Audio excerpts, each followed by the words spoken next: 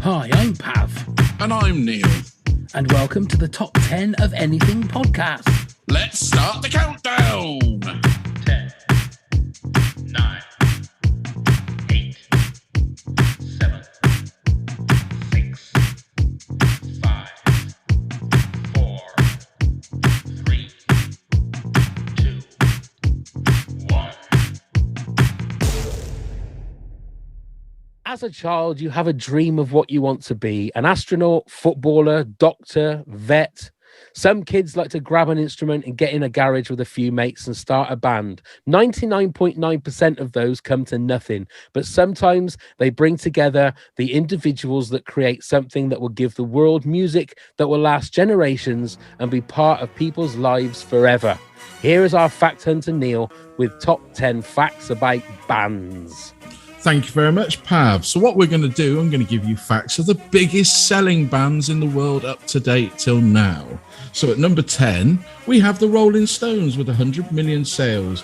Their biggest album is Sticky Fingers in 1971, and their biggest single was I Can't Get No Satisfaction in 1965. Shit, sorry. That's all right. Bit premature, sorry. Number 9 is Metallica with 105 million sales. Biggest album is Metallica from 1991, and their biggest single is Enter Sandman in 1991. And then at number 8, we have U2 with 110 million sales. Biggest album is The Joshua Tree in 1987, and their biggest single so far is Beautiful Day in 2000. Really? And then at number 7, we have Maroon 5. Who knew? With 120 million sales. Biggest album is Songs About Jane in 2002, and the biggest single is She Will Be Loved in 2004. Wow. And number 6 is AC/DC with 125 million sales, and the biggest album is Back in Black in 1980, and the biggest single is Highway to Hell in 1979. And then at number 5, we have Pink Floyd with 130 million sales. Biggest album is The Dark Side of the Moon in 1973. And their biggest single is Another Brick in the Wall at 1979. And at number 4 is Led Zeppelin with 140 million sales. The biggest selling album is Led Zeppelin 4 in 1971. Their biggest selling single, Whole Lot of Love, in 1969. And then number 3 is Queen with 150 million sales. Biggest selling album is their Greatest Hits in 1981. And the biggest selling single, you guessed it, is Bohemian Rhapsody in 1975. And the Eagles come in at number 2 with 160 million sales. Biggest selling album is their Greatest Hits at 1976. And the biggest selling single, Hotel California in 1977. And as you've probably guessed, the biggest selling band in the world is the Beatles with 290 million sales. The biggest selling album is The Beatles from 1968, also known as the White Album. And the biggest selling single is She Loves You in 1963. There you are. Hope you found that There useful. you go. There you go. So here we are. This is what I class as one of the big episodes because it is a very general but a very big subject. So we got like best movie, best song, best actor, best band. And we thought no one better than one of our dearest friends on the podcast is Alice Oliver from Just Films and That podcast. Hello, Alice. Hello, guys. Thank you so much for inviting me on for this. I'm so excited, but oh my goodness, was it hard to narrow it down? Isn't it Absolutely. just? It was Isn't crazy. it just? I had my top 10 sorted about 3 or 4 days ago, and then all of a sudden these other bands just like crept into my head, and I thought, well, how have I not put that one in my top 10? How have I definitely not put that one in my top 10? It's I don't know. Neil, did you have trouble? I did. I sort of, my top 6 or 7 probably would rotate into which order, but would probably stay the same. It's the last 3 I kept thinking, shit, forgot those. So I went to iTunes and looked at my most played for the last 3 and thought, let's go with those, because now I can make a decisive choice then. That's a good method. Yeah, definitely. That's the proof, right? If it's still stuff that you're still listening to now over and over again, then yeah. Absolutely. Yeah, now I will admit, and I think I've admitted before when we did the 90s albums, that my music taste is not trendy at all. Even with old bands, I don't feel it's trendy. I think there's certain bands that I'm assuming are going to be in both of your top 10s that, should be in everybody's top 10, and it's not in mine. So it's going to be interesting. It's going to be interesting. So, Alice, kick us off with your number 10 favorite band. Okay, number 10. Now, obviously, this whole thing was so hard because obviously music, very emotional. Yeah. A lot of it depends on where you're at in life and, what you're going through and how the music speaks to you and all this. But I did the best I could. But these 10 are not, except for my number 1, they're not absolutely solid. And it is quite a fluid thing. But at number 10, I've gone for Incubus. Okay. I don't really know their stuff. I know of them. No, they don't. I often get that sort of reaction. Most people I speak to don't really know much about them at all, don't listen to them. But for me, they were one, I had 2 really close mates when I was in high school called Ben and Chris, and they introduced me to them and I just couldn't get enough. And I was just like, oh my God, this just really speaks to 14, 15-year-old me. I was totally in love with the lead singer and all that. We went to go and see him in Manchester and stuff. Just really, really, they describe themselves as rock alternative indie, but it's a little bit heavier at times as well. Really strong guitars. Just I love them. Just to let you know, that's my number 3. Just to let you know. No, it's not. Alice. I was going to say probably not even heard of it.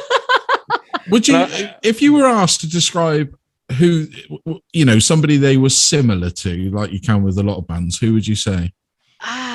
Yeah, interesting. If I think about the way, so maybe more recently, maybe a heavier Blossoms. Have you heard much from Blossoms? Yeah. So I'm just thinking about the way they play their guitars or the sound that their guitars make. And I can hear a little bit of that in Incubus, but Incubus is a bit heavier. Right. But I'm not 100% sure. That's an interesting one because it is heavy, but it is very melodic as well. Brandon Boyd, the lead singer, has a beautiful voice, and they have got some of these more sort of stripped back, mellow songs that are almost like love songs, pretty much. Yeah. But yeah, maybe I'd have to think about that. Who could you compare him to? Very good question. Yeah, I'll have to check them out now. Obviously not Steps. Then you can't. Not Steps. Probably not Steps. Not ABBA.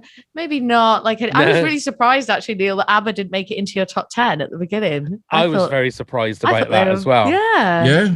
I got that from the official thing online. I would say that's fake news, Neil. Anyway, Neil. Well, if you think about a lot of these bands, when I did the top 10s earlier on, a lot of the bands, as some of them are still releasing stuff, so that's probably why. That's true. And still touring in the case of some of them as well. Indeed. Go on then, Neil, you're number 10. Is U2.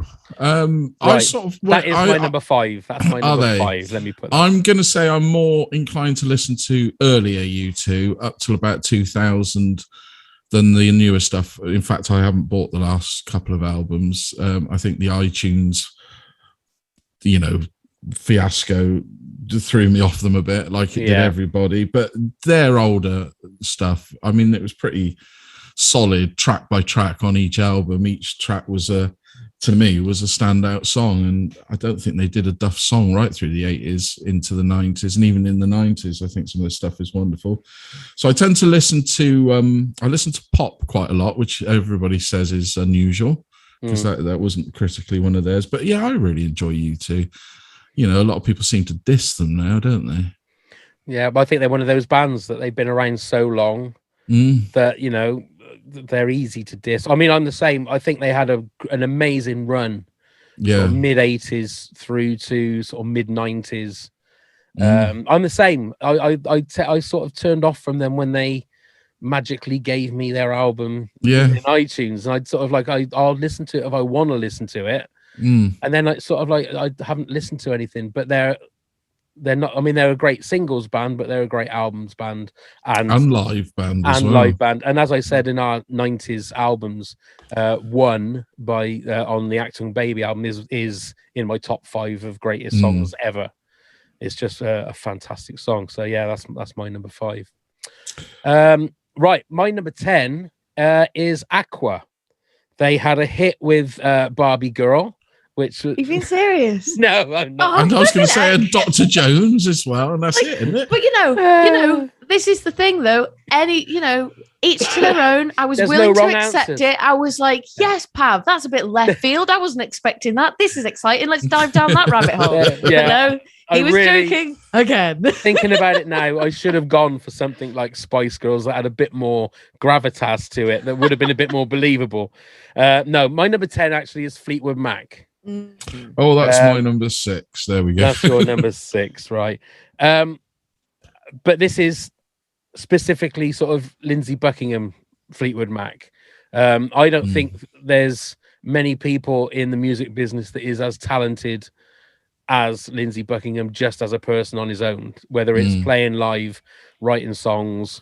And again, they had a really good 80s sort of, 80s. Well, 70s into the 80s. 70s into the 80s, yeah. I mean, well, I will say I've never listened to, is it Rumours, which is like their famous album. You've never heard the Rumours? most famous one, Pav. I probably heard the singles from it, but it was Tango in the Night was the album that got me in the into 80s, listening to them. And then you start going back, and obviously it doesn't hurt that Lindsey Buckingham sang the song from National Lampoon's Vacation. And I can remember him saying, I can't hear shit on the big late show or whatever it was that Noel Edmonds did on a Saturday night. They were doing some live link, and Noel Edmonds was trying to talk to him, and all you heard was Lindsey Buckingham going, well, I can't hear shit. And then I thought, oh my God, he said shit on the which sort of made me love him even more. But they were a band that I grew up with, because they're like I said, my number 6.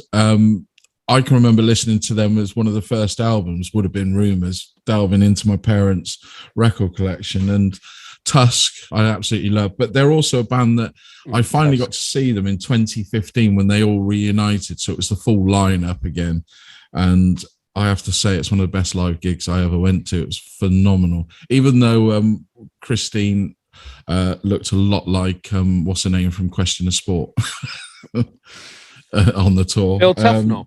No, Eamon Hughes. I was on that tour as well, Neil. I went to see him when they what's her come name? to Manchester. Subaka. Oh, Sue That's Barker. the one, yeah. I was going to say Sally Gunnell, and I was like, it's not Sally Gunnell who does it. Who Yeah, is she it? really looked like Sue Barker. I mean, it could have been sat on that piano, but we'll never know. But yeah, but if you ever get a chance, I believe Lindsey Buckingham's rejoined the band again. Oh, wonderful. And they're doing another tour with a lot of them. So I would highly recommend going to see him, especially when Lindsey Buckingham does his Big Love song live. That It live is amazing. breathtaking. Yeah. Yeah. And he's got an amazing guitar style. Sorry, I was just saying, amazing guitar style. We went Quite to see, unique. because there's a tribute band called Rumours of Fleetwood Mac. So me and my dad went to go and see them a couple of times. Obviously, we can't go and see the real thing, so we'll just go and see them. And then obviously they got back together for that tour, and immediately we got tickets, and we all went as a family. They're like one of these bands that have just been in our household. Like they're not on my list. They just got pipped to the post, but they're in my special mentions at the end. Right. But like the fact, like we all love them, like my parents, my brother, my sister. And I feel like they have such a broad kind of allure to so many people, but they're not like, it's not samey, it's not boring. And it doesn't always feel super mainstream, but I feel like so many people connect with it. And if you were going to name one band that you think you could probably hear on any radio station, or that anyone of any age would like, I feel like it would be Fleetwood Mac. Yeah. Because they really went viral recently with that skateboarding dude, didn't they? Drinking his cranberry juice going down the street. Oh, yeah. Mick Fleetwood even recreated it himself, or whatever it's on TikTok or Instagram or whatever. But if you ever see it, it's really funny. Obviously, the guy's a stoner going down the road drinking his cranberry. I can't remember what song he had playing. I think it was Everywhere. I think it could well have been. And then Mick Fleetwood recreated it himself because he'd seen it. It really did go viral, and it was quite funny. I haven't seen that. And then also in the 90s, I mean, fuck you, Reynolds Girls, with I'd rather Jack than Fleetwood Mac. Oh, yeah. You don't know nothing what you're talking about. And where are the Reynolds Girls now, eh? Where are they? Yeah. Okay, Alice, you're number 9. My number 9 is my Welsh boy Stereophonics. Oh. These are ones I get. So, like, for most of my childhood, it was whatever my parents were listening to, and then kind of Spice Girls, Britney Spears. And then when I became a teenager, started hanging around with like new friends at high school and stuff, we were like proper like goths, I'll say, and, you know, air quotes and that, all wearing all black, beanie hats, eyeliner down to here sort of thing. And Stereophonics were like a huge part of my, I suppose, musical awakening. And I just remember listening to Just Enough Education to Perform like over and over and over on my Walkman. And so, like, if we were ever going on a long drive, you know, you got the disc Walkman, put your headphones on and just be like, oh, this is the most amazing thing ever. Mr. Writer is like, I don't know if it is my favorite song of all time, but it's definitely one of my favorite songs of all time. Seen them a few times live, always brilliant. I saw Kelly Jones he was doing a solo tour. We went to go and see him in North Wales, and it was like an evening with.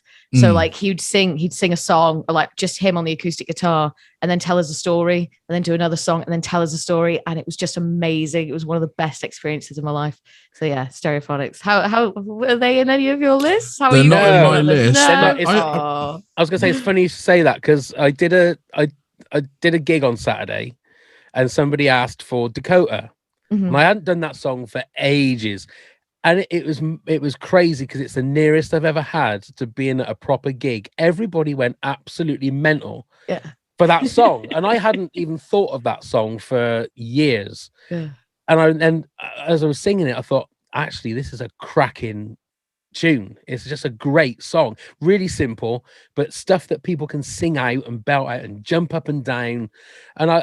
It's funny, you obviously Stereophonics in. I always thought they were one of those ones that were very unfairly lumped into sort of like the Britpop kind of like groups, and I didn't think they really deserved to be in. More rocky, aren't they? Yeah. I mean, I've only got 2 of their albums on, you know, physical copies, and that's Performance and Cocktails, and obviously Just Enough Education. But yeah, I enjoyed them. I sort of forgotten them. Really? Yeah. You know what They're I mean? still around. Kelly Jones was on the radio earlier. They're still doing stuff. They're coming to Liverpool in May, I think. We've got tickets to go and see him again. Like, I see they're touring. They're one. I'm just like, there, just drop the money. Don't even need to check my bank account. We're going, like, no matter what sort of thing. But they also, I mean, they've got a huge live following, haven't they? Because I mean, they play some massive venues now, don't they? Yeah. Nice. Okay, then Neil, you're number 9. The Who. The Who. Yeah. Not the Mongolian band. The good old Roger Daltrey and the best of them. Again, introduced family albums. We had Quadrophenia, we had Tommy, we had I can't remember some of the other ones that they had, and I just delved in. Now, I tend to now not listen to the albums, but just the tracks, but I find them mesmerizing. I think Roger Daltrey's got an outstanding voice. And the older I get, the more I appreciate it and appreciate the songs. They really are rock operas, aren't they? Yeah, that's one of the bands that I've never been able to get into. I mean, I'm not a fan of their early stuff. This, you know, the very, you know, the mod stuff from the early days. I preferred it when they sort of got into the late 60s, into the 70s. And I think Quadrophenia is near damn perfect an album. Have you seen Tommy? Have you seen the film? Oh, many times, yeah. Yeah, I love it. Beyond belief. But I love it, though. I really like it. It really speaks to me. Good old Ken Russell. He knows how to throw a film, doesn't he? Exactly. But yeah, Tina Turner in the film, Elton John. I always think, what's his name, the drummer? Keith Moon steals the show in the movie, playing the old uncle. You ever seen the movie, Pat? No. Watch Maybe it. that might switch me on to the Who. I don't know. I mean, I like a couple. Might put you off though as well. It might do. But you've seen Quadrophenia, surely? Oh, I've seen. Oh, yeah. Of course, I've seen Quadrophenia, because Leslie Ash gets shagged in an alleyway. Of course, I'm going to watch Quadrophenia. That was one of those movies when you were like a teenager that you thought, "Oh my god," you know. I mean, everybody. I wasn't a cool kid at school, but all of the rest of my mates were. They all had their Parker jackets, and you know, they all were mods and knew the Jam and knew all the words to Quadrophenia. And I can remember watching it, and I can remember Toya Wilcox was in it, wasn't she? Yeah, like a young Toya was in it. And then you look at it now, and it's so many like British actors that you recognize, Ray Winston, and a lot of people from the Bill. A lot of people from the Bill. Yeah. Yeah, but yeah, it's sort of like a rite of passage. You know, have you watched Quadrophenia yet? Yeah, I've watched it. They say Toggy in it. I still think it's a great movie now. Oh, it is a good movie. Yeah. It was on one Saturday night, like when I came home from a gig and it was on, and I thought, oh, I'll just watch it. And I ended up watching like the whole, all the way. Sting, obviously, Yeah, was in it as well. Right, my number 9 is the band that the Beatles could have been, and that's Wings. And it's mainly because as a so what would have been 1977 is a massive year for me, and that was when it was Mull of Kintyre. But when you look at some of the songs that Wings had and some of the album Band on the Run, you know, well, I'm not going to list all the songs because it's pointless, but there's some amazing songs on there, and it just shows you what kind of a songwriter Paul McCartney was. Always surrounded himself with amazing musicians, and Linda, and and I think, you know, those songs stand just as much the test of time as classic Beatles songs. So yeah, it's quite a simple one for me to have Wings. They were one of those ones that were like in and out a little bit.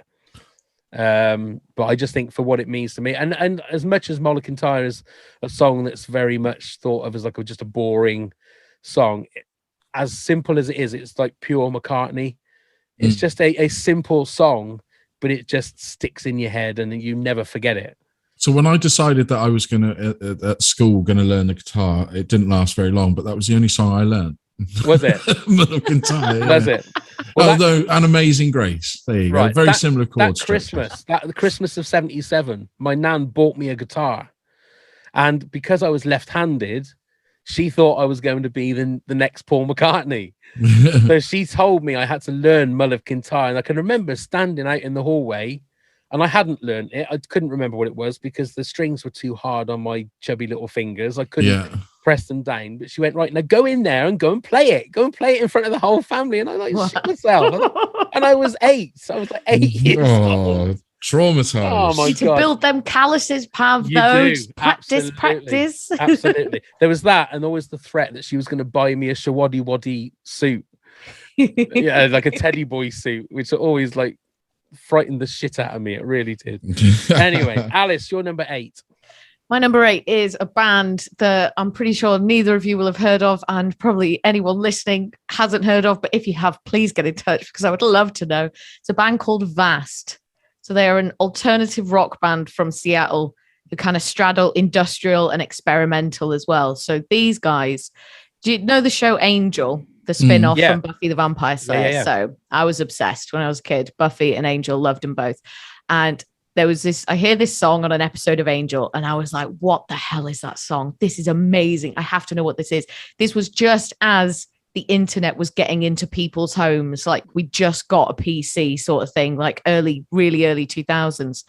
So I remember, and I used to do this a lot, but I spent days trying to find out what this song was. I was like, right, I need to listen, like rewinding the videotape. I was like, I need to listen. What are the words? Can I figure out what the words are?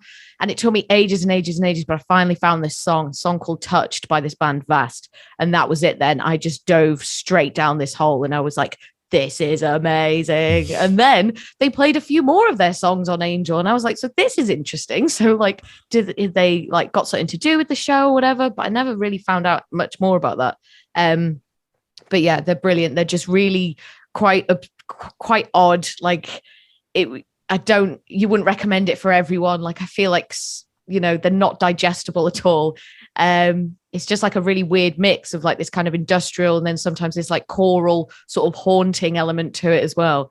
But yeah, I had to put them in because it was one of these as well. Like, I feel like the lesser known they are, the more I want to shout about them because it's just like, oh, these guys never really took off. But I did get to see them actually in a pub down some alley in Manchester, many years ago. But yeah, so Vast, which stands for Visual Audio Sensory Theatre, if anyone wants to look them up. All right. Nice. Are they still going now? I don't think so. I don't think so. No, I don't think their last album, I think they released something in around 2007, 2008, and then they just haven't released anything since, as far as I know. Oh, Another one I'll have to have a look at. okay. Right, I have Neil, to your number. rewatch Angel. Oh yeah, Go watch Angel. I mean, if you love Angel, you'll love these guys. I promise. Okay, Neil, your number 8. REM. And again, it sort of goes up to about 2000. I know they released a couple of albums after, but obviously the 90s albums are great, fantastic. I saw them at Glastonbury in 99 and was one of the highlights of my year then, and still is one of my highlights of live music. Not sure I'd want to go to Glastonbury now, but yeah, what's not to love? All the hits, all the sad to the energetic songs are all catchy and amazing earworm songs as well, aren't they? But yeah. Night Swimming was the song I walked down the aisle to when I got married. Really? I love it so much. I love them. REM, again, they were another one who nearly made it, but not quite. But they're in my special mentions as well. Yeah, love them.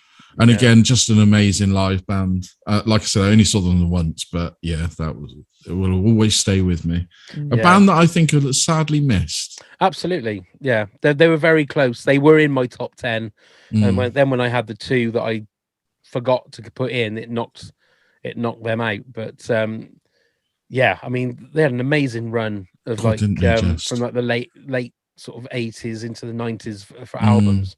Just some great work. We're not. I meant to say to you, Neil, we're not allowed to say the I word this week.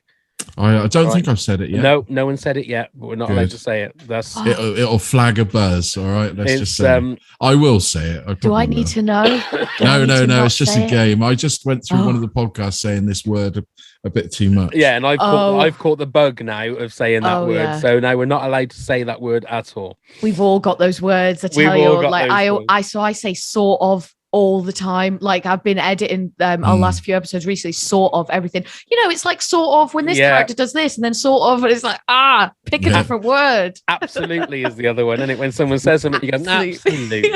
Yeah, that you were pulled up on that years ago, weren't you, pal? My wife, after like 3 episodes, she said, "Will you stop saying absolutely? It's getting on my nerves." I thought, right, okay. Oh, hang on. Yeah. Oh. The dogs are calling. That's fine. Wait a sec. Just let me check. What's up? All right. The dogs don't worry. Right. Okay. So my number 8 goes back to the 80s, and it was a band that their light shone very brightly for a certain amount of time and then disappeared. It's Frankie Goes to Hollywood. I was a massive Frankie Goes. I had the T-shirt. I bought all their singles. Not just on single, but on cassette as well. Wow, that's loyalty. Absolutely. And I loved all their mixes. And I've just got back into listening to like their albums again, like Welcome to the Pleasure. Well, there's only 2 albums. Welcome to the Pleasure Dome in Liverpool. They were so good, but they were like so hyped up, you know, from their own hype. But some amazing. And again, The Power of Love is one of the greatest love songs ever written. And when you listen to, funnily enough, I was listening to my brother's podcast when he was talking to one of the guys that produced Frankie Goes to Hollywood, and they were, by the sounds of it, nightmares to work for, especially Holly Johnson. Absolute nightmare. But they managed to come out with some, I nearly said the I word then. They come out with some fantastic songs. Kind of like you kind of like get that feeling that if they'd have probably done 10 albums, they would be doing Butlins now. Do you know what I mean? They wouldn't be the sort of what I have in my mind of what they are. You know, I think they would quite happily just be there in a flash. You know, 3 number 1s on the trot, never done before since the Beatles, and thank you very much. And then because I think Welcome to the Pleasure Dome's an amazing album.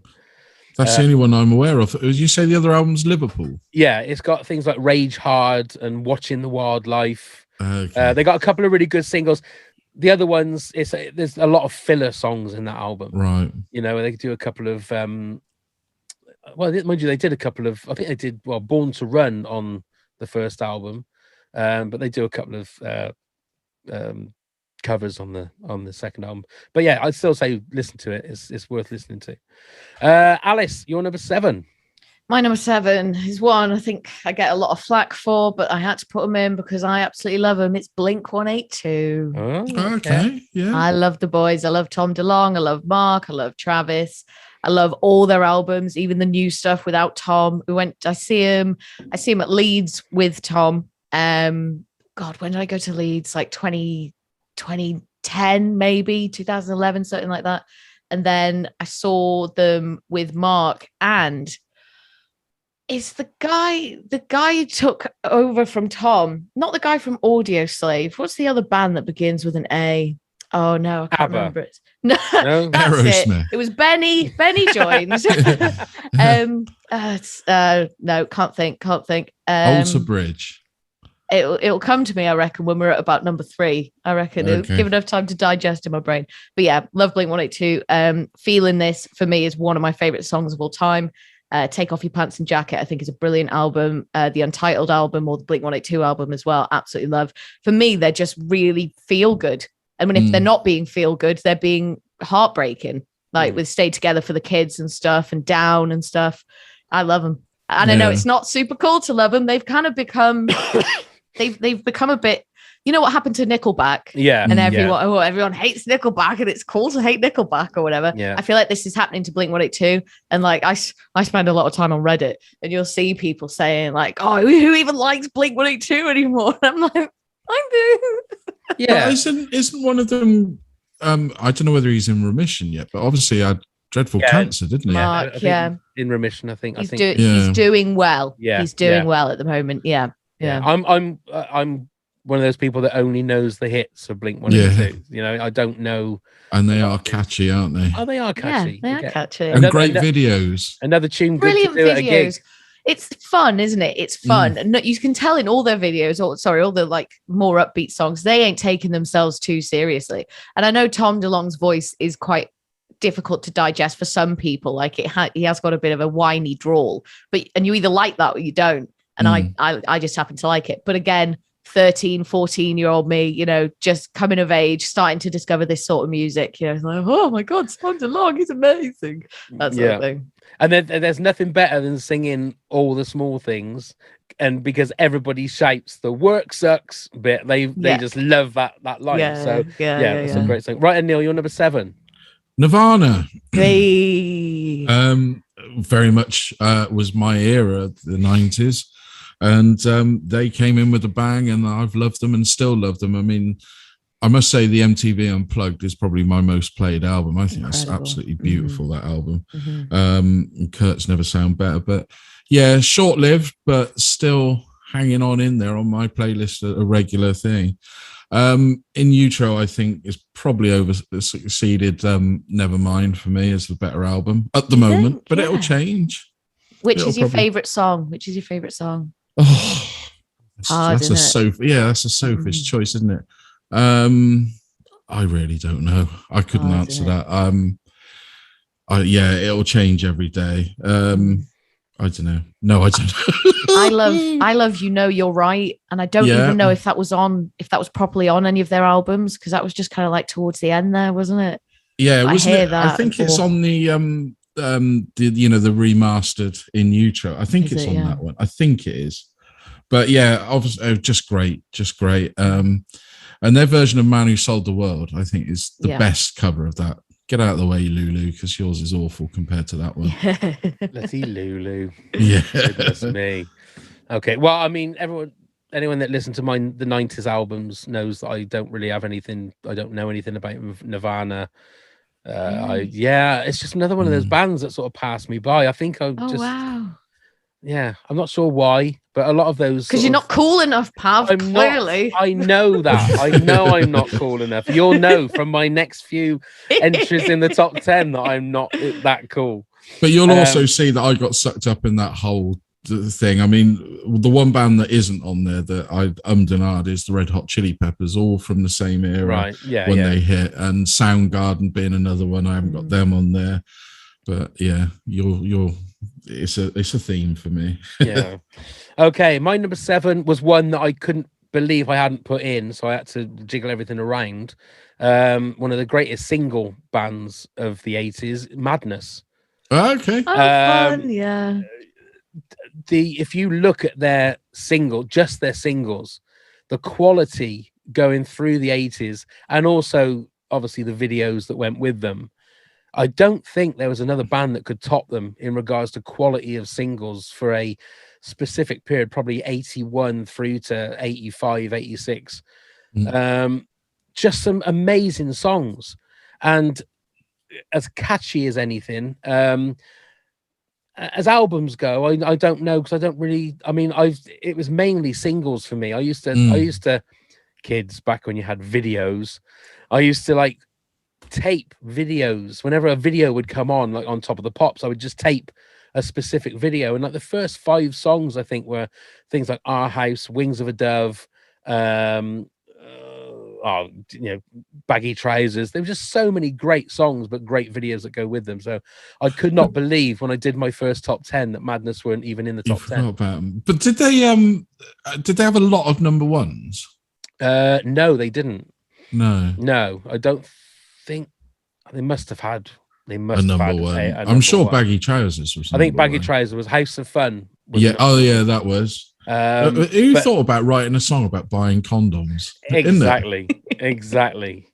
But just, and their videos very much influenced by Monty Python. You can tell just but yeah, I mean, even now I'm still thinking to myself, how did you not put them? And they were higher in my top 10, but I thought of another one that should have been in there for that. So a never changing list. Yeah, I know, indeed. Alice, you're number 6. Number 6, we're going heavy. It's Slipknot. I love Slipknot. Right. It awakens something animalistic in me, something dark, something dirty. Seen them a few times live, mostly at Download, but saw them. They were like one of the bands that I saw just before COVID hit, just before we all went into lockdown. They were touring in the January. We went to go see them in Manchester. And I was just like, fucking hell, so glad I got a gig out the way before this happened. But yeah, Duality for me is one of the greatest songs of all time. They are just incredible performers. I've read Corey Taylor's book, or one of his books, like a few times. I just really, really like him as a person. He's got a really interesting story. And they just it's so full of angst and anger, and it just resonates with you when you are a teenager and you're feeling so pissed off at the world and you don't know why. Just really did it for me. But it's one of these as well that when I did like him, I was like, oh, this is probably a phase, like how being a goth is a phase or whatever. Like I don't dress in black every day. I mean, I am today, but not every day. But it isn't. Like I listen to him now and I still think they absolutely rock. Love him.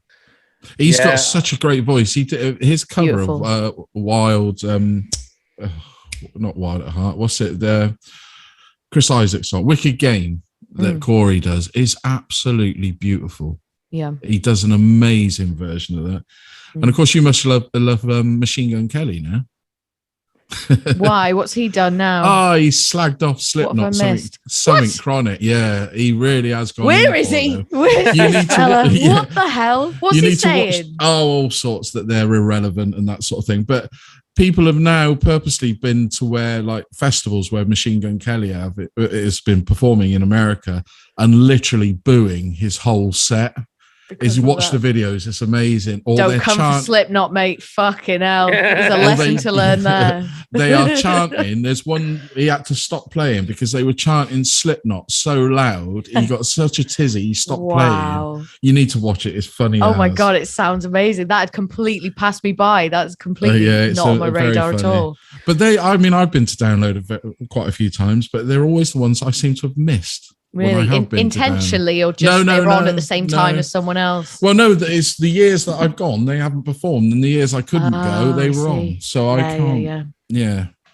One of them, Corey, sorry, Pav. That's right. I'm gushing now. Don't worry.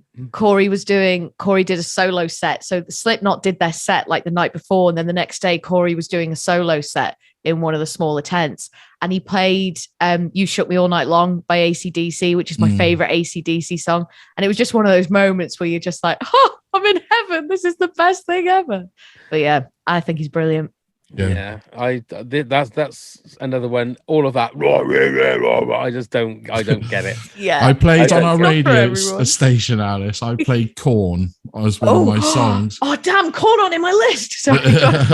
And Pav never got over it. It was funny. Which song? Which one? Do you remember? I can't remember which one I picked now. I really can't. I ended up doing. I think the following week, I found like a some backing track and I sang Mary Had a Little Lamb or something on the Flintstones. It was, Oh, that's it. but yeah. in the style of like Korn, because I couldn't understand it. I just couldn't understand the whole thing of it. Plus, they frightened me, Slipknot, with them. Yeah, they are very Mask, scary. yeah. Were you never an angry teenager, Pav? Maybe. It Oh, just didn't I've speak been to you. angry all my life, but it hasn't. It hasn't. Maybe affected now's what- the time. Now's Yeah. the time to Maybe. get into Slipknot. No, because Or I Korn. might just go postal if I do that. It might be the final straw that breaks the camel's back. I don't know. Right. So Neil, you said Fleetwood Mac, your number 6. Yep. My number 6 is Oasis. Now, I've been listening to a couple of music podcasts over the last couple of weeks that are really snotty about Oasis, and I don't know whether it's just the length of time or whatever, or the fact that Noel and Liam can both be knobs, because they can be knobs.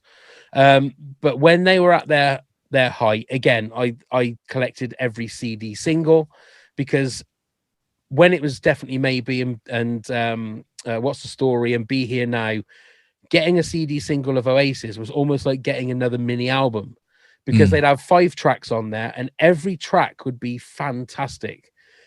The Master Plan is again in my top 5 of songs ever, and that was just a B-side. Let's All Make Believe is another one that was just an amazing song, but it was a B-side. And I went to Nebworth. I was one of the people that went to Nebworth, and I was caught up in the whole Blur versus Oasis thing, and I came down very heavily on the side of Oasis. Thought they were amazing. You look back now and you think, yeah, actually they were a bunch of dicks. But the music, some of it was very simplistic, some of it was very obviously heavily borrowed on the Beatles, using riffs from T-Rex, using riffs from Gary Glitter, all of that kind of stuff. But they also did some of the greatest songs of the 90s. Yeah. So you obviously didn't like Blur in the 90s then? No, I didn't mind Blur. No, I didn't. Oh, right. Okay. It wasn't You that had to pick a side, though, I suppose, you didn't you? still had to pick a side. But again, they had some amazing songs. But if it was a choice, if you had to say which one were you going to be, which you had to do at that time, it was like, it was the thing. It was, I was Oasis. And again, their first 3 albums, I mean, a lot of people again say Be Here Now isn't a great album. I love that album. It's so over the top in regards to the production of it, but Liam never sounded better than on that album. And there are some amazing songs on that album too. So I think going back to what you're saying though about sort of you can hear where their influences come from, and that they've been very open about that. I feel they're very vocal about the bands that they loved and the people that they wanted to sound like and kind of where they got their inspiration from. And I think it is just that. It's just influence and then kind of repurposing what they heard and putting it in their own style, like the Manc Beatles, right? Yeah. I saw them live there was like a 1-day festival in Cardiff called Dazed and Confused. This was ages ago. And they were headlining and they were supported by Foo Fighters, the Coral, the Subways and Razorlight. It was a hell of a day, a really good lineup. But yeah, Foo Fighters were supporting Oasis, or they came on before them or whatever. But yeah, they were brilliant. And it was one of those where like I'd completely forgotten about the song Champagne Supernova. And they started playing it, and I was just like, "Oh my god, this is beautiful! I love that song." Yeah. Not in your top 10, then, Neil? No. Again, it was sort of floated around, but I only really liked the first 3 albums, and then I sort of dwindled away very quickly from them. And picked up on Blur and went back and got into them. Once Noel sort of relinquished the songwriting to other members of the band, which was the 4th album, Standing on the Shoulder of Giants. That's it. There's some great songs. Little by Little is on there. I can't remember the name of the other one. But they were both Noel songs. And he started letting Liam write songs. And there was one there that was just like 2-chord guitar song, and then other people. And then I was the same. I sort of like drifted away because it just wasn't the same. And then as soon as Noel released his first solo album, I thought that's the Oasis album that I've been waiting for. It was amazing. Yeah. And then Liam's done a few. His last album was really, really good. He's done some good songs. He's done some good songs as well. Alice. I do prefer Noel's solo stuff to Liam's solo stuff. Yeah. Sure, it's not a competition. No. But I do think Noel is the better. Yeah. Sure, it absolutely is. Well, Liam's winning at the moment. It seems to go, it's like a pendulum, isn't it? One way to the other. Noel will be back. He won't disappear, will he? And Well, I'm he had sure they will reform. Yeah, he had his like anthology of the last 10 years album out, and the a couple of singles that came from that were really good classic, like good Noel Gallagher songs. So, and all they need to do is put the right amount of money up, and they'll be back. Of course they will. Alice, you're number 5. Number 5, halfway through, is another band that you maybe haven't heard of. They're quite new on the scene. It's a band called Sports Team. No. Sports Team. Yes, Pav, and you have? No, okay, no. As soon as you said they're a new kind of band, I was never going to know. So these guys are probably the newest band. I mean, they're definitely the newest band on the list, but they're I haven't like really fallen in love with loads of new bands. And then these guys just like, I heard one of their songs. It was really weird. So Radio 1 played like one of their songs one time and then never played them ever again. And I just kind of forgot about it. And then my husband comes to me, he's like, "Oh, have you heard this?" And I was like, "Oh," and I was like, "Oh my God, that's that song I heard on Radio 1 that one time months ago." And it was them. It was this song called M5 by Sports Team, which is all about driving on the M5. But I really, really love them. They've got really big energy. If I was going to describe them, they sort of, if you Google them or whatever, that comes up as alt rock or indie rock. But for me, and I have just kind of made up this term a little bit, I think, or if I haven't, do correct me, but it's kind of like postmodern punk sort of. So it's a lot of shouting. They're quite anti-establishment, even though I'm pretty sure they're all Cambridge graduates. But yeah, really high energy, big shouting, just like about the, songs about like going to the races in Liverpool or driving on the M5, stuff like that. Really like Britishy stuff. But yeah, we went to go see those live as well about a month ago. And yeah, the energy is just amazing. Yeah, Sports Team. I'll have a look at those. Okay. Never heard of them. Can't say I've heard of them No, at all. Can't comment on that one. That is literally the first time I've heard those words put in that sentence in my life. Oh wow! So there we go. Is it the sort? Are they sort of like Slipknot then with all the shouting and that? Is it that kind of shouting, or? Definitely more. I say more radio friendly. That they don't really get played on the radio, but it's not heavy metal screaming. It's just kind of like it is more like punk shouting, right? But like the Idols. What I mean? Like what? Sorry. But like the Idols. Who's that? Sorry. Oh right. There we go. I thought they're quite a new band. Fucking show off. I don't know. All right. Recommend listening to them. Okay. They're quite a new band. Are they your number 5, Neil? No, they're not. Okay. They're not in there. I do enjoy their music. They're very punky, a bit like Fontaine DC as well. Very punky. Stop it. So they do get compared to Fontaine DC. So if so maybe they're kind of falling in that bracket with them. Yeah. Of course. Check them out. I was going to say Fontaine DC, but obviously that was my number 1. You beat me to it. Yeah. Go on then, Neil. What's your number 5? Right. This will show the old hippie in me. Is Marillion, but the 80s when Fish was still the lead singer. 1982, I had my pocket money and I'd heard the song Market Square Heroes. I bought the 12-inch because I had extra money still from my birthday and bought it, and I was hooked ever since. And I still listen to the 4 albums religiously now. I mean, it could have been close to being number 1, but there was some that pipped them too much. But yeah, I love them. Very hippie, very Genesis orientated. But what's not to love? And Pav does a lovely version of Kaylee. There you go.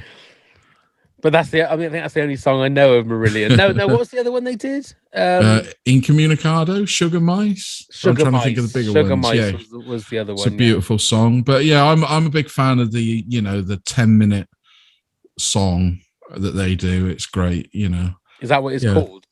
No. I mean, they got a song called Grendel, which is the story of Beowulf, which is, I believe, just shy of 18 minutes long. Jesus Christ. Nobody needs that in their life, surely. Of course they do. Put your flares on, sit in the flowers. It's almost like watching 18 minutes for a song. Yeah. Holy crap. Told you they're hippies. They take their time about things. Fair play. No, fair play. Fair play.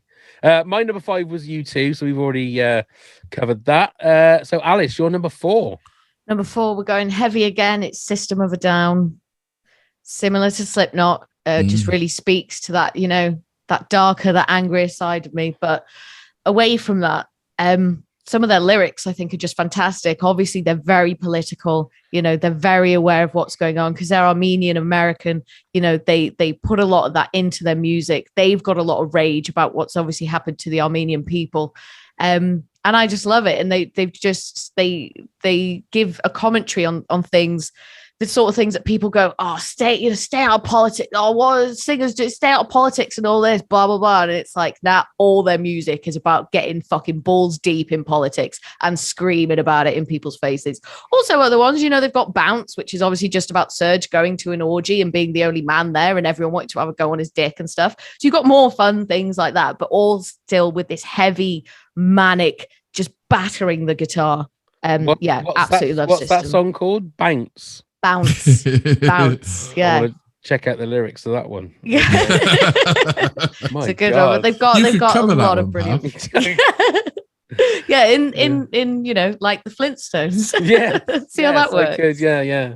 Are either of you fans? I've seen them at download, obviously, yeah. And I really enjoyed it. Download as well. Yeah, I didn't What year? know. Maybe we were there at the same time. Yeah. Well, it would have been from when did I start going to download? So about 2012, I started going. Would I have seen them 2015, maybe? Oh no, maybe that was a bit later than me. I think I see him in 2000. So I went like every year, sort of between 2009 and 2014, I think. So it would have been somewhere there. But I got into the stage where some years I was just going for the day because I thought, Christ, I've seen all those bands. I'm not paying all that money to go and see them again. I just want to see that headliner and that lineup. So a few years I went just for the day, which is all right. 70 quid. It's not bad to see that many bands. It's good. I recommend you go to download, Pav. Oh, no. Do it. Alice, take him with you, Alice, next time you go. Yeah. For a second, when you asked that question, then I thought you was going to say, so have either of you been the only guy at an orgy? I thought that's what you were going to ask. Well, we can ask that. Yeah, Pav. I feel like you want to gloat about something. There'll be a short, sharp answer to that one. I'll tell you that for a fact. It's just yes. Let's move on. Yes. So you're number 4 then, Neil. Is the Beatles. It's going to shock you, Pav, but I'd imagine it's someone else's higher up. I'm telling you, this is going along with the bloody Ecto 1 from our... No, you see, it's your own choice, isn't it? I love the Beatles and I love them to death, but I'm not a big fan of their early stuff. I find it a bit too plinkety-plonk. See, I love some of the songs. Plinkety-plonk. There you go. You heard it first, guys. The Beatles. You know, I admire what they did at the beginning. I didn't realise you were actually a music journalist. I didn't realise you knew all of the... I wrote for Melody Maker. My column in Melody Maker was plinkety-plonk. Plinkety-plonk. Oh, dear. But yeah, I love the Beatles. I've got all their albums on hard copies, so you know, I must like them a little bit. But I'm a huge fan of the White Album. That's the one I still go back to over and over again. And obviously, Abbey Road Side 2 is just probably one of the best album sides ever written. What's not to love? And I know somebody else has got it there at number 1. I know they have. Somebody somewhere. But yeah. Do you like the Beatles, Pav? I might do. Oh. But yeah, I've been a fan. And it was actually your brother that got me fully into them. I'd only had the one album, which was Abbey Road. That was the only album I had. So he got me into them and started back cataloguing me right back. You know, some of it is just unlistenable, really. That I agree. Some of the early stuff is very plinkety plonk. I will say that. But I'll hold my my views for a little bit later on. Right, my number 4. Now you're gonna have to tell me whether this is a bit of a cheat. Because my number 4 is Bruce Springsteen and the E Street Band. Oh, said I'm the band in there. So. Yeah, I'd say solo artist. But if you see them live, Bruce Springsteen isn't Bruce Springsteen unless he's got that band with him. Okay, we'll let you have it. Pal. Yeah, he did an MTV unplugged, but it was all electric. Back when Lucky Town and Human Touch came out, and he had a different band. That was just when it was a Bruce Springsteen album.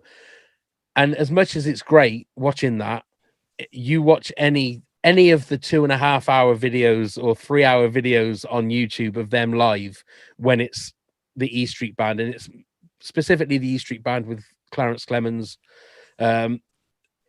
it is just, you feel like you're there, because as a live, I don't think there's anybody that's better as a live performer than Bruce Springsteen. And again, I know he's old. He's the one person, and I've said in many podcasts that I don't particularly like going to live gigs.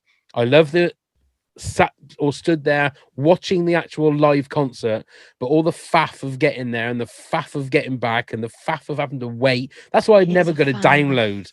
Oh, it's a faff. Going to download is a fucking faff. Stand in a field to maybe watch two bands that you like. What faffing is that all about? It's just faff. It should be called faff load, not download. Like Glaston Faffenbury or something. God, do you imagine going to Glastonbury with I you, wouldn't. Pav? I just wouldn't do it unless they could like winch me in and then winch me back out. That's fine. But I would gladly go and watch Bruce Springsteen and the E Street Band. I just would. They're the one person that I would like to go and see. Yeah. So I know it's a little bit of a cheat, but we'll let you have it. I think you've made a compelling argument there. Well, thank you, Alice. Thank you for allowing it on our podcast. Thank you. Your number 3 then, Alice.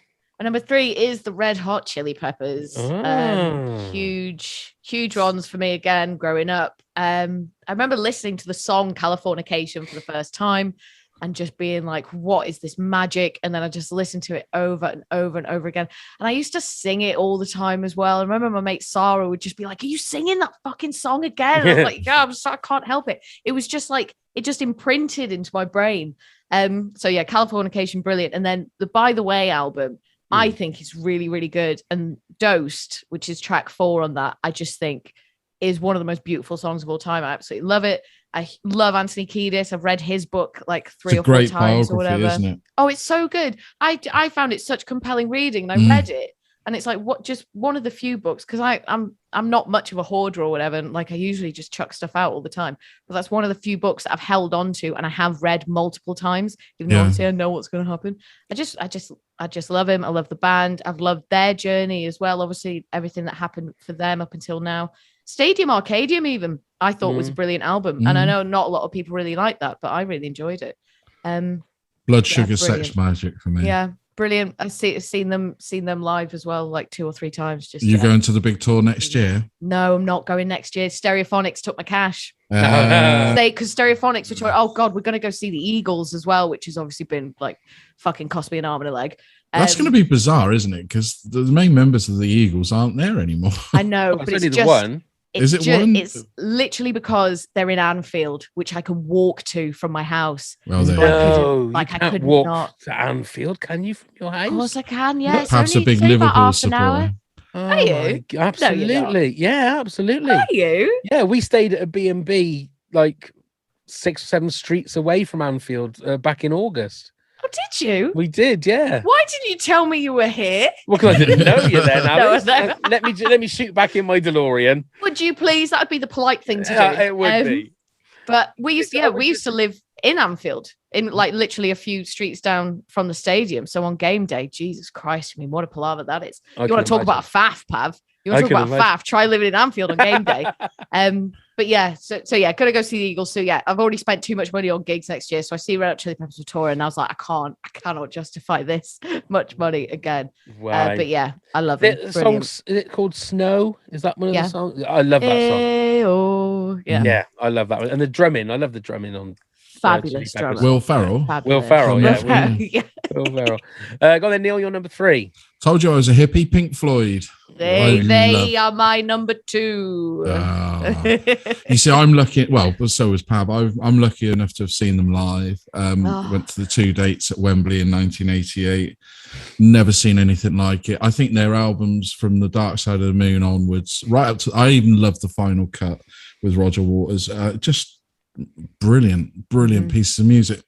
And the thing that their albums, especially like The Wall, you have to listen to it all. It's not a track by track album. It's obviously being a concept album, it all leads into each other and just keeps going. But it's such a beautiful album. And then obviously Roger Waters left and Dave Gilmour carried on, and we had the Momentary Lapse of Reason and Division Bell, both great albums, different to what they've been doing before, but very catchy songs. Yeah, the Pink Floyd all day. Love them. Have you watched The Wizard of Oz whilst listening to The Dark Side of the Moon? I've seen videos about it. Yeah, but no, I haven't done it. Have you? Yeah, I did do it one time, and it's pretty like vague, like the Yeah. way it matches up. Like certain shots will change on the beat and stuff, and some of the stuff that they're talking about in the songs does match up with the action on the screen. But I mean, I'm assuming it is just a coincidence. I know that there's like a lot of theories around. I was going to say, could you not do that? Have you tried that with another album and another film? Well, exactly. You know, is But it a bit this like, is You're the looking one- bit for like it. yeah, is it a bit like Nostradamus and his like predictions, you know, where it's so sort of vague that you think, oh right, yeah, we could make that out of that. Yeah, it apparently is. It's a bit like isn't it the Judas Priest album where you play it? No, Twisted Sister, where you play it backwards and you get summon the devil and all that shite. Yeah. And you can't hear a bloody thing. But I love Pink Floyd. I love Pink Floyd so much. We've seen, obviously didn't see the real thing, but me and my dad started to go and see the Australian Pink Floyd back when I was about 14, I think. So like early-ish 2000s. And then we would go, not every year, but we'd go pretty often. Like every time they were at a venue near us, we'd always go. And then we went to go and see him. They were in Liverpool Empire, Australian Pink Floyd, went to go and see him. And it was like the show had just kind of lost some of the magic or whatever. And I remember turning to my dad and I was like, this isn't as good as it usually is. And he was like, I know. It's like we couldn't figure out what the hell was going on. And then we were literally just sat at home one night. Like I was on my laptop or whatever. He was watching the telly. And I see an ad for tickets to go and see Brit Floyd, a different Pink Floyd cover band. So I was like, tribute band, sorry. So I was like, okay, this is interesting. So did a deep dive on them. And it turned out the main guy, the frontman of Brit Floyd, was the ex-guitarist of the Australian Pink Floyd. He'd had a bust up with them. He'd left to go and form Brit Floyd. So we were like, oh, maybe that's why the Australian Pink Floyd suck now, because this guy has left. So we went to go and see Brit Floyd in the Liverpool Echo, as it was then. And it was absolutely amazing. And we were like, oh, he's the guy. He's the one who brings the magic. He's got the voice. He's got the guitar skills. So that's the closest, obviously, I know I'm ever going to get. But that'll do because they are phenomenal. I went to see Roger Waters a couple of years ago in Birmingham, and a phenomenal stage show. The sound was amazing. So I can let you, that was the Us and Them tour, but he's got another one where he's a tour next year in America, and then he's the UK, the 2023. So there you go.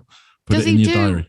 What does he play though? Does he do like pretty all the... much 75% of Pink Floyd? So he does all Dark Side of the Moon. Okay. He even did a track off of the Final Cut on that tour, and then he does a few of his solo stuff, which aren't bad singles at all. But it's a complete spectacle and show if you go and see him. Yeah. It really is. Amazing. The fact that they did that famous Prism from the Dark Side of the Moon live in the arena with lasers was just phenomenal. But yeah, highly recommend going and see him. Have you seen the film The Wall? Many times. Yeah, I love it. I was obsessed with that for a little bit. I must have watched it like every day for about 2 months or something. Just love it. Just dark and twisted, but musical and haunting, and love it so much. And they're doing a 4K version of that. Oh, what a treat. That's the content I want to see.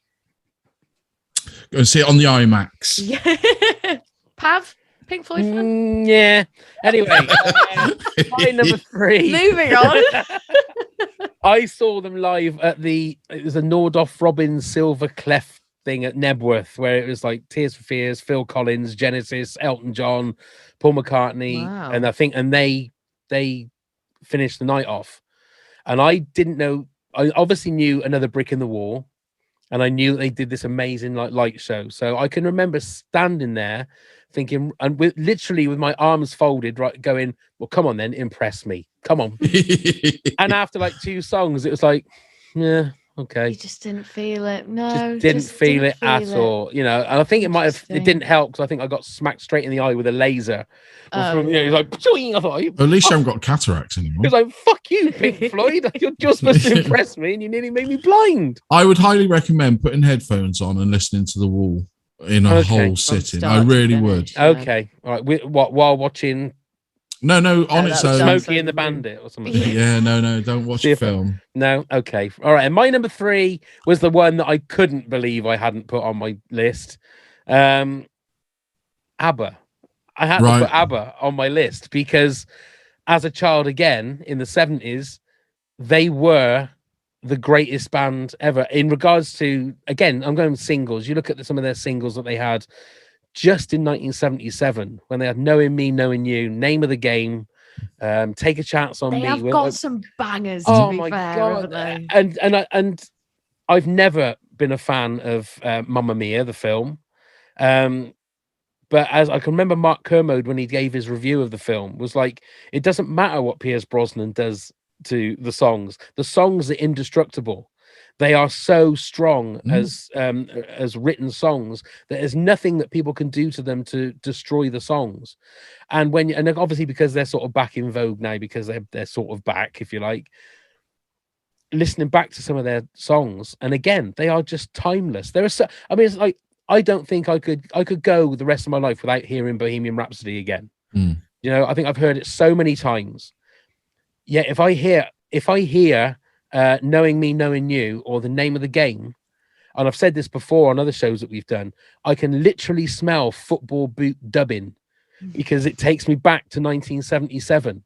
It is a weird experience because it takes me back and I feel exactly like I felt in 1977, which is both exhilarating and sad at the same time, because you realize, oh my God, I'm not 8 anymore.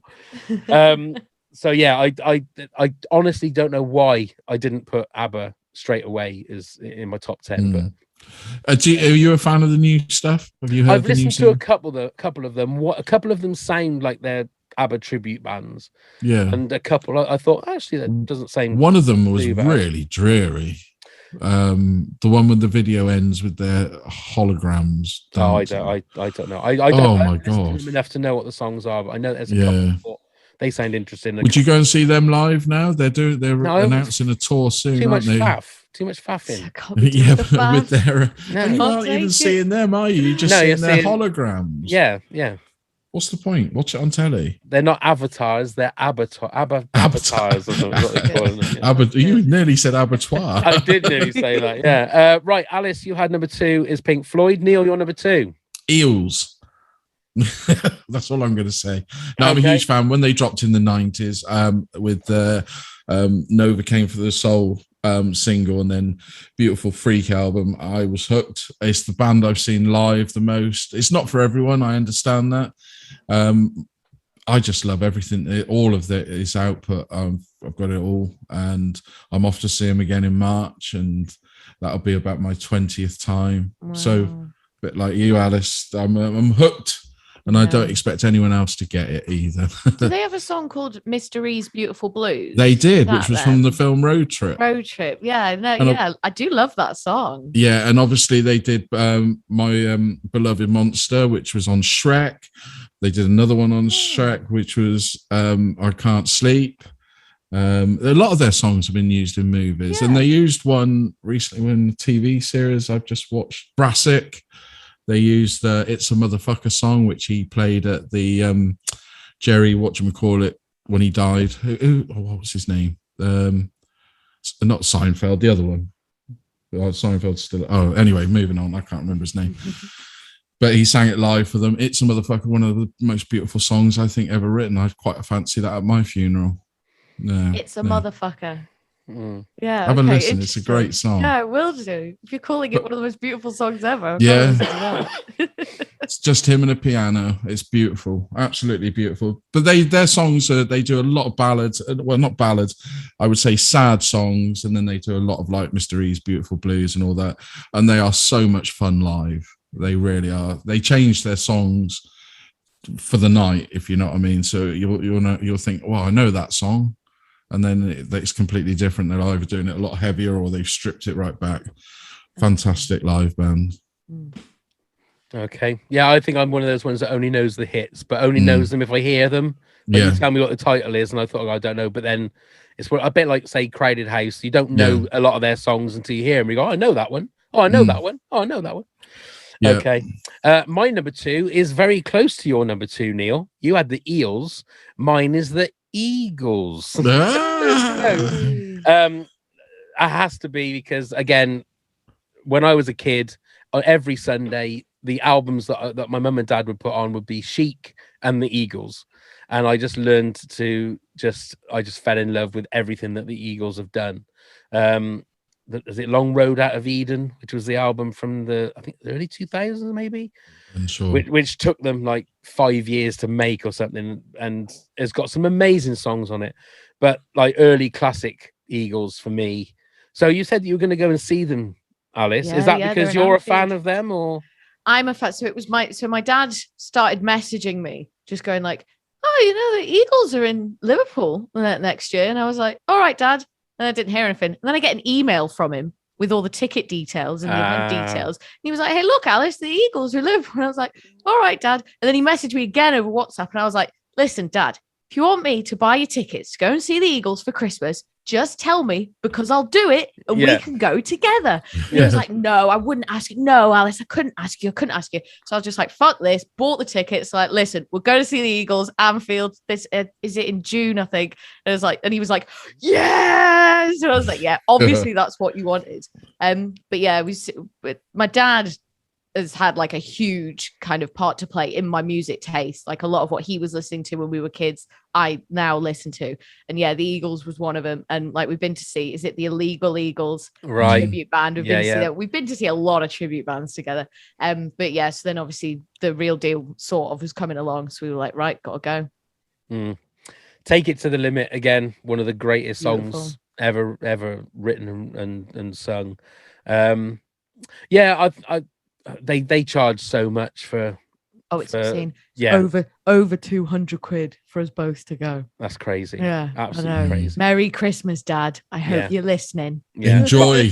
But I have seen like videos because it's Glenn. Is it Frey or Glenn Fry? I don't know how you say it, but the one that passed away. Frey. Is it Hasn't Frey? Don Henley's died as well, hasn't No, he hasn't. No, it's just Glenn Frey. Glenn Frey died, and his son now takes over. Well, I don't know whether he has for the new tour, but he had taken over for the last tour that they did.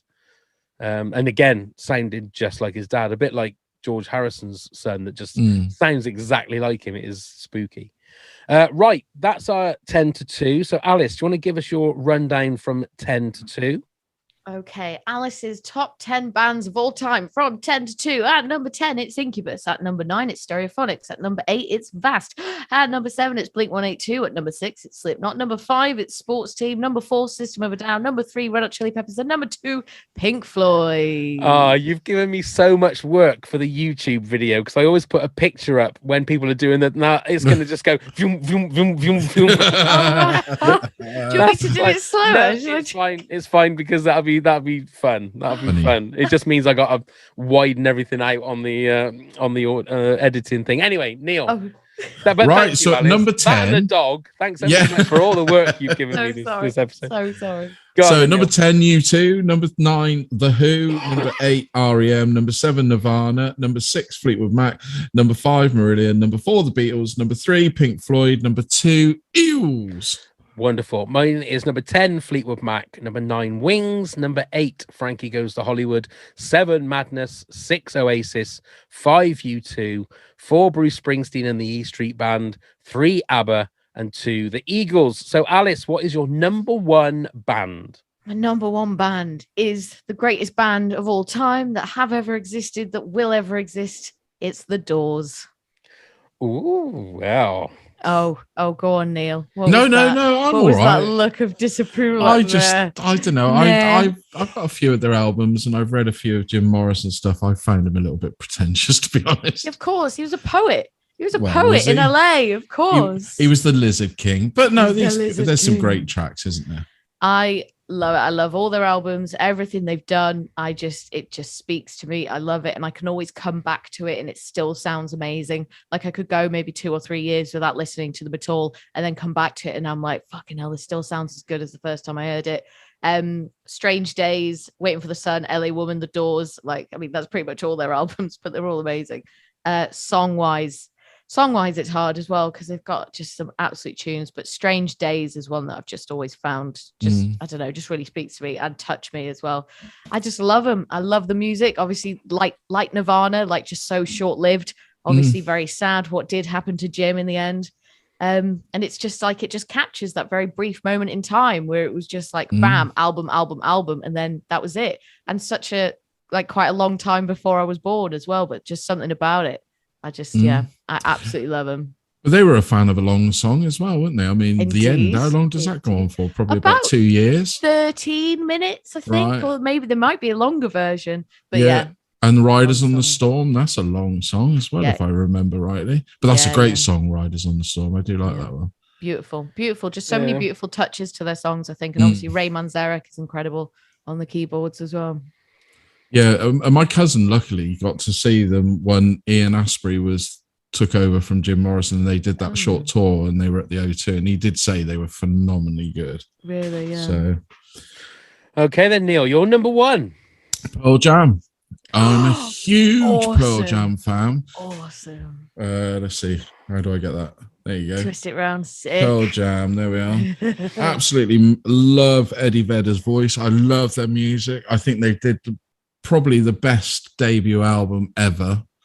I don't think it's ever been top personally.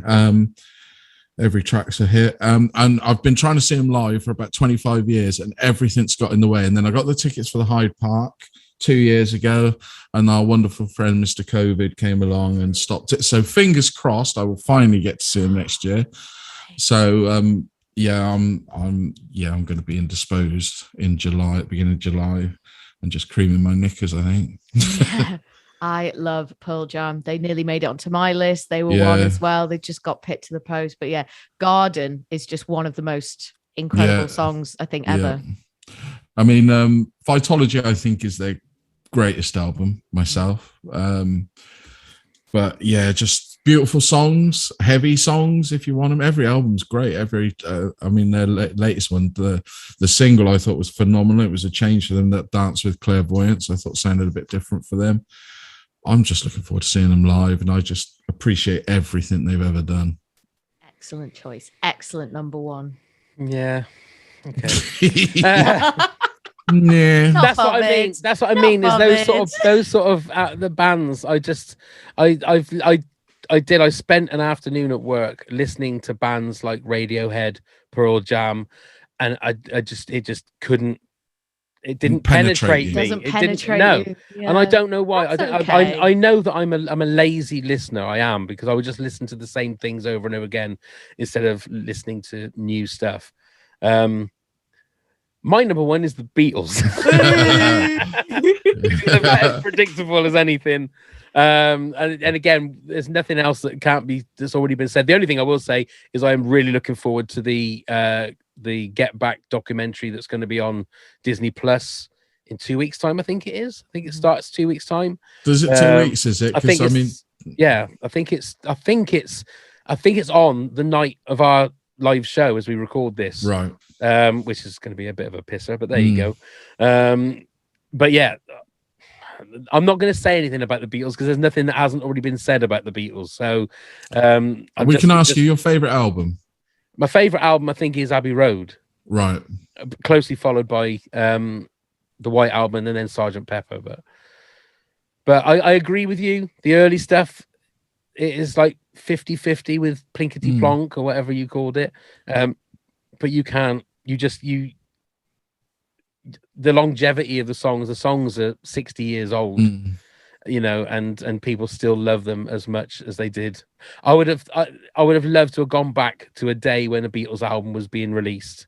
Do you know what I mean? In the 60s, just that excitement of what it must have been like to have got your copy of Sgt. Pepper, take it home and have it completely blow your mind, which I'm sure you guys have had with albums here. I don't get excited like that about music as I used to. I think the last album that I actually took home and listened to was Be Here Now. It was the last album that I actually turned the TV off, listened to the album, stopped, and then listened to it again. So yeah, I don't have that. I love music, I do, but it's songs I like. I think not actual artists. Albums. I'll listen to a specific song from anybody, and if I like the song, hell, Taylor Swift, that Folklore album is amazing. It's an amazing album, and I hate Taylor Swift. But the more and more I listen to a couple of bits of Taylor Swift, I think, said to my daughter, "Is this a Taylor Swift song?" She went, "Yeah." I went, "Oh shit, I like that song as well." It doesn't matter who it is. It's Quality is quality, isn't it? Quality is quality, exactly. But there is no wrong answer, is there? No, that's there is no wrong answer. Yeah. No. So sorry, Pav, can you pinpoint a favorite Beatles song? A favorite Beatles song? Yeah. I mean, it's going to be your Hey Jude or Let It Be. Blackbird, I think, is beautiful. Blackboard. See, I've Just Seen a Face is one that what I learned on the guitar, because it's a very simple, same chords as like Stand By Me and stuff. It's just the same 4 chords over and over again. But that was watching Wings live, I think it was, because he did I've Just Seen a Face and then Picasso's Last Words, I think, as a little medley. And I thought, oh my God, what song is that? And then realized it was a Beatles song from one of the early, I think it's Hard Day's Night, I think it's on. But yeah. So I'm very boring, I'm afraid. You just know what you like, and that's fine. Exactly. Are you going to let me do my special mentions before we finish? Special I've just got to throw these out. I'll do it very quickly because I know it defeats the point of the whole thing. So special mentions who did make it into the list: Stone Roses, Nirvana, Pearl Jam, Alice in Chains, Arctic Monkeys, R.E.M., Paramore, Fleetwood Mac, Metallica, Blossoms, Catfish and the Bottom Men, Goo Goo Dolls, AC/DC, Fall Out Boy, London Grammar, and The Lonely Island. Jesus wow, there's Christ. a few that didn't make my list. It's on yours, AC/DC being one and things like that. But yeah. So we got. I nearly put the Sex Pistols. I was very, very, but they only had one album, didn't they? Really? Yeah. So we have got a few more honourable mentions here. I'll whiz through these. Stu Grant had Guns N' Roses, Alice in Chains, Cake, Creedence Clearwater Revival, Pearl Jam, The Animals, Soundgarden, Texas, Sleeper, and Radiohead. Texas. Yeah. Laura Gollop said The Lumineers, Mumford and Sons, Coldplay, Oasis, Bears Den. Never heard of them. Guns N' Roses, Snow Patrol, The Script, The Fray, and Scouting for Girls. Our friend Ross Carpenter said Muse, Snow Patrol, The Streets, Blondie, The Cardigans, Queen, Oasis, The Killers, The Beatles, and his favourite band, the John Lennon Plastic Ono Band. So there you go. Controversial at the start, at the end there. So there you go. That's it. Neil, do you want to give us the rundown of how to... all that gubbins stuff. All the gubbins, of course I can. You can find us on all the social media at Top 10 Pods. You can email us at toptenpods@hotmail.com. Come and support us at patreon.com/Top 10 Pods, where you can get rewards such as our episodes super early, bonus episodes behind the scenes, and you can even be a guest. Check out all the links via Linktree. You can find the link in the show notes. So please do come and subscribe. Leave us a rating and review on Apple Podcasts, and subscribe and follow on Spotify, Stitcher, or wherever the hell you get your podcast from. Indeed. And also don't forget to check out Just Films and That with Josh and Alice. So as we're recording this, what episodes have you got coming up? Ooh, what have we got coming up? What have we got coming up? What can I give away? Or I'll give you a little teaser. We might be doing Kevin and Perry Go Large. Might be on the way. Nice. We've had you two lovely gentlemen who joined us for Swiss Army Man, which was another good one. What else have we got? We might have... we're trying to think of our festive one, trying to think of our Christmas one for our Christmas special. What else have we got? My mind has gone totally blank. You're right about these films. No, my mind's gone blank. Just listen. We'll put the link to the podcast. Guys. Indeed. We'll put the link to the podcast in the show notes. So just go and subscribe to that and go and listen to the episodes. And it'll be a surprise for you. I mean, a surprise for the listener. So there you go. Alice, thank you so much for joining us. Yeah, it's been awesome. Thank you, Alice. Thank you both so much. This has been so much fun. It was so difficult, but I do love banging on about all the bands that I love. So it's been an absolute pleasure. Thank you so much. And please do invite me back. I know I was a pain this time with certain things, but please do invite me back. No, we will have you in the new year. We will definitely have you back for we'll just think of another fun one to do. Absolutely. Top 10 Pink Floyd songs, right? That's where it's going to be. All over. I love that. Another brick in the wall 10 times. Well, you can have part 1 and part 2 and part 3. There is 3 parts. Oh, Jesus Christ. See, that just sounds like faff. That's all it is. Plinkety plonk faff. Plinkety plonk faff. Anyway, Alice, thank you so much. Thank you. Neil, thank you so much. Thank you, sir. Well done. And let's start the countdown. 10.